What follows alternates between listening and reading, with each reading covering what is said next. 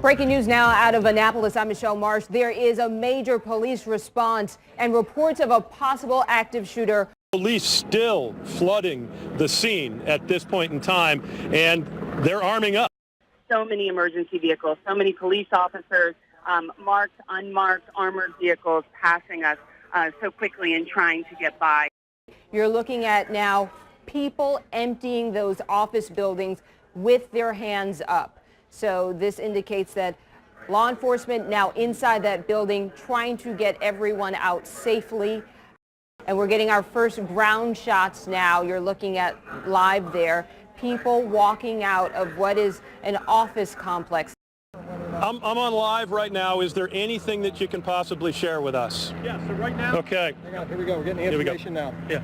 Right now, it's still very early on in this investigation. I can confirm that we do have an active shooter, had an active shooter situation.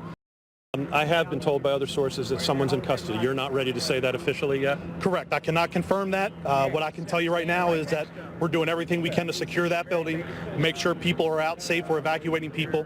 And again, there's a lot of factors that go into these things. So there's a lot of secondary things we have to look into also, whether there's any type of, whether there's other shooters, there might be more than one, bombs, anything like that.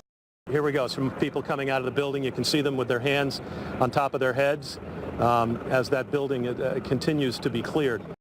That police presence, 40 police vehicles passing her and the road being blocked. Other people just trying to figure out what's going on. What I got from sources was a shotgun was involved, a suspect is in custody, police not yet ready to confirm that, and we have now been told by multiple people that the shooting took place in the offices of the newspaper, the Annapolis Capital Gazette. Gunman shot through the glass door to the office and opened fire on multiple employees. Can't say much more and don't want to declare anyone dead, but it's bad. He also went on to tweet after, there's nothing more terrifying than hearing multiple people get shot while you're under your desk and then hear the gunman reload. I saw a guy holding a gun. The door of the Capitol Gazette had been blown to pieces. It was in shattered pieces all on the carpet. And this guy was holding what looked like a big shotgun and moving across the entrance of the Capitol Gazette office, pointing the gun deeper into the office, like he was targeting people. Called the police.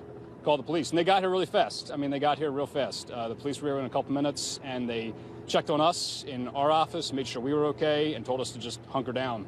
I looked around the corner a second time, and I saw a young woman who looked like she'd been hurt. She was on the ground. Injured? I mean, there was a bunch of blood on the floor, so.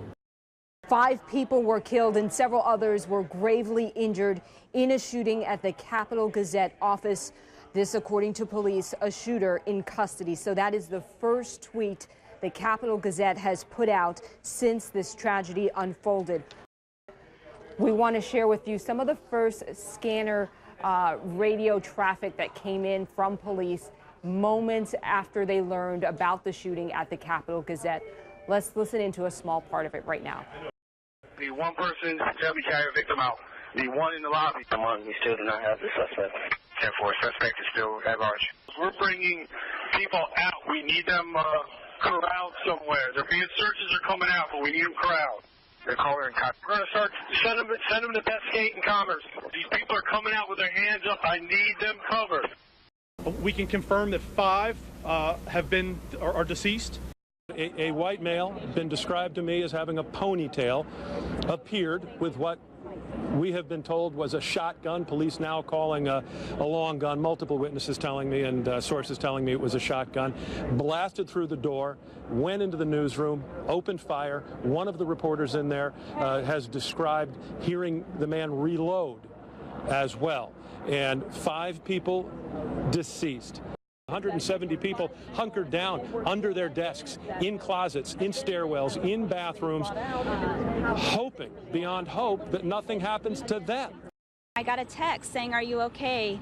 And I was given a link to the news and walked out and saw caution tape on my front porch and saw the FBI and the police, and then quickly realized there is a shooter basically in my backyard, just on the other side of some narrow woods where my boys, 3 young boys, normally play. We are seeing condolences pouring in from across the country right now. We've even put out this saying, "Our hearts are with you, Capital Gazette," and we're seeing different things like that, saying praying for Annapolis, as well as from one local newsroom to another, we stand with the staff at the Capital Gazette in Annapolis. Again, that's coming from a station in Las Vegas. I think I'm still in just a state of shock. I don't think I've completely processed everything yet, because I worked there as a reporter before I started with JLA, and before that I worked there for something like 4 or 5 years, all through college, and that's where I got my start in journalism. I have friends, mentors, just truly treasured colleagues who work there, just incredible journalists. Active shooter, body 888 Westgate Road. I saw a guy holding a gun. Shooting people right now with a shotgun, black shirt, green pants. People are coming out with their hands up. I need them covered. There are 5 fatalities that we know of. We have had several people there in the hospital. The shooter is in custody and being interrogated at this time. Thanks for joining us this evening. I'm Jonathan Elias, coming to you live from Annapolis. It's been a very difficult day here. There was an attack on the local paper here, the Capital Gazette, and when it was over, 5 members of the staff had been murdered, gunned down by a man who walked in with a shotgun just before 3 o'clock this afternoon. The suspected gunman has already been identified as Jared Ramos. Police saying tonight that this was a thought-out and targeted attack. Now, 7 is on your side with team coverage this evening. Throughout this newscast, we're going to be digging into what that man's history is, why he may have done this, what vendetta he had against the newspaper. But we're going to start things off right away with our own Maryland Bureau Chief Brad Bell. He was the first on the scene, the first on the air, talking about and getting from his sources very good information about what took place inside that small paper today. Brad? Yeah, Jonathan, we did learn an awful lot about what happened during the attack, but tonight we're learning, and we have learned perhaps the saddest news of all. We now have all of the names of the 5 victims, and we'd like to share them with you right now. Wendy Winters, a writer, well known in town among the victims. Rebecca Smith, a relatively new hire at the paper, a sales assistant. Robert Hyacin, an editor at the paper, who wrote a column on Sundays. Gerald Fishman, an editorial writer. And John McNamara, a sports editor and the man who literally wrote the book on the University of Maryland sports, all killed here today in this attack.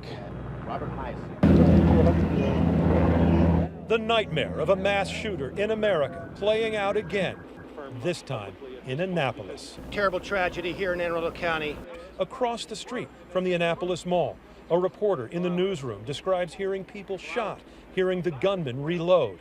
It's bad. 5 people are killed, 3 wounded. It was a targeted attack on the Capital Gazette. He entered the building with a shotgun, and he looked for his victims as he walked through the lower level. Annapolis and Anne Arundel County police arrive in 60 seconds. They race into the building. They encounter the gunman. He's already dropped his weapon and is quickly taken into custody. Police say the man had a grudge against the paper, had made social media threats indicating violence, and seemed to plan his attack, even carrying and using smoke grenades to cover his actions. This person was prepared today to come in. This person was prepared to shoot people. His intent was to cause harm. Oh, I was on the phone with a client and heard a loud noise, like an incredibly loud bang, and I poked my head around the corner of my desk so I could see out our front door into the front door of the Capital Gazette, and I saw a guy holding a gun. Keith Cyphers and his coworkers hid while the gunman shot his way through the newsroom across the hall. The door of the Capital Gazette had been blown to pieces. It was in shattered pieces all on the carpet, and this guy was holding what looked like a big shotgun and moving across the entrance of the Capital Gazette office, pointing the gun deeper into the office, like he was targeting people. 5 people were killed. Others were injured. No one knows why. I heard some indistinct shouting after another couple minutes before there were some more gunshots, but he didn't. I mean, I only looked at him for a second, right? I ducked my head back behind the wall as soon as I saw the guy initially, but I didn't hear him say anything distinct. I looked around the corner a second time and I saw a young woman who looked like she'd been hurt. She was on the ground. Injured? I mean, there was a bunch of blood on the floor, so I assume so. Seconds later, the police rushed in.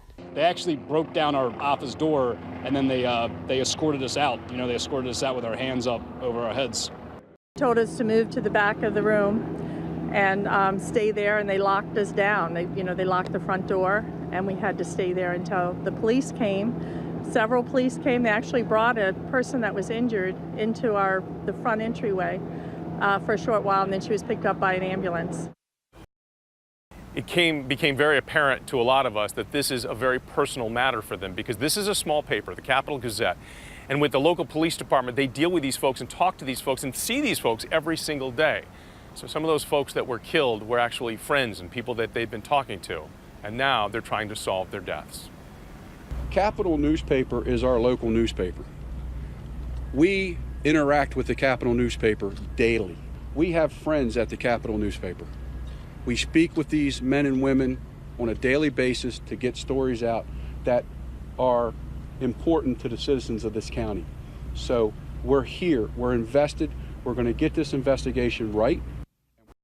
Just off Bestgate Road sits this usually quiet Annapolis neighborhood. And I got a text saying, "Are you okay?" A neighborhood where Thursday's deadly shooting hit far too close to home. And walked out and saw caution tape on my front porch and saw the FBI and the police, and then quickly realized there is a shooter basically in my backyard. That's because the building where the Capital Gazette offices are located is only about 50 yards from where Katie Lax lives with her family. It's heartbreaking. It's shocking. You can't process it when you first hear. Still, she knows those who were inside that building when the gunman opened fire endured even worse. And the next thing you know, he's like, "You need to get out, you need to get out." So then we all ran out into the hallway and we had to stand beside the elevator. Then he pushed all of us into the elevator, and then we had to leave out the building with our hands up. And it's those people, the survivors, the victims, and their loved ones, that this entire neighborhood is now praying for. It will be a process to heal for families and the whole community, I'm sure.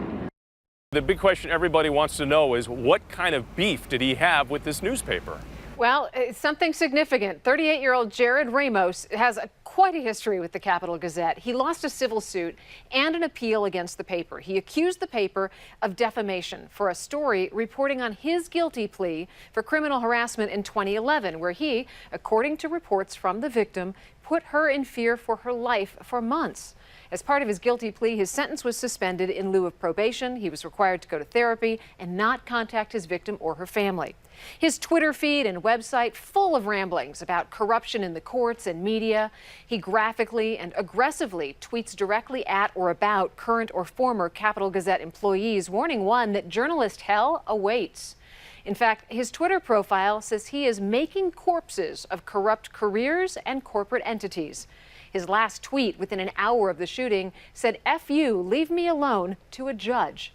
In a number of disturbing tweets, he references the 2015 mass shooting at Paris's Charlie Hebdo newspaper using the hashtag Je suis.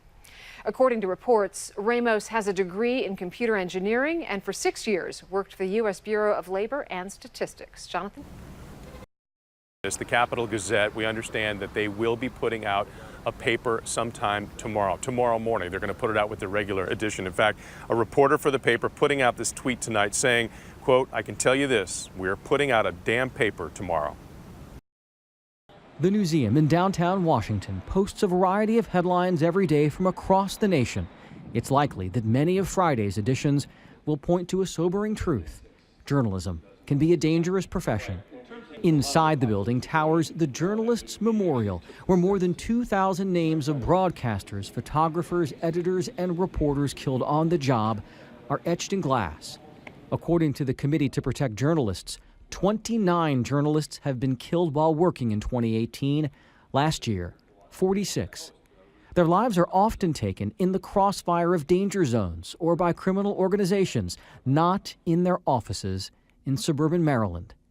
Gene Policinski, a founding editor of USA Today, is the president of the Freedom Forum Institute within the Newseum. First thing you have to go through your mind is, what was the motivation? While the full picture of Thursday's horror is still coming into focus, Policinski wonders if the shooter was motivated to attack because of something that was written.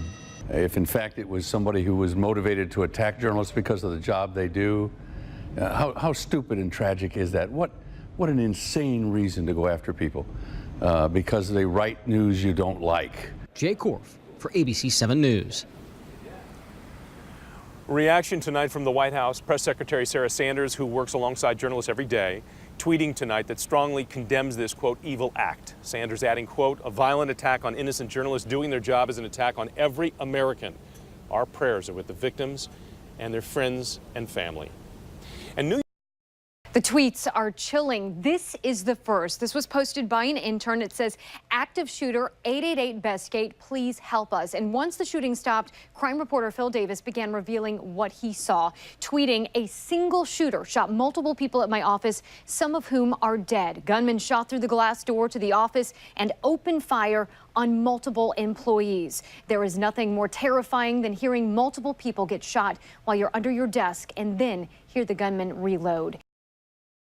As we say goodnight to you, we want to leave you with some of the images, some of the sights and sounds from what happened today here at the Capital Gazette in Annapolis. It is a very difficult day, and all of us here at ABC 7 keeping our journalism colleagues in our thoughts and sending prayers to all of those affected by today's tragedy. Thank you for being with us. We'll see you tomorrow.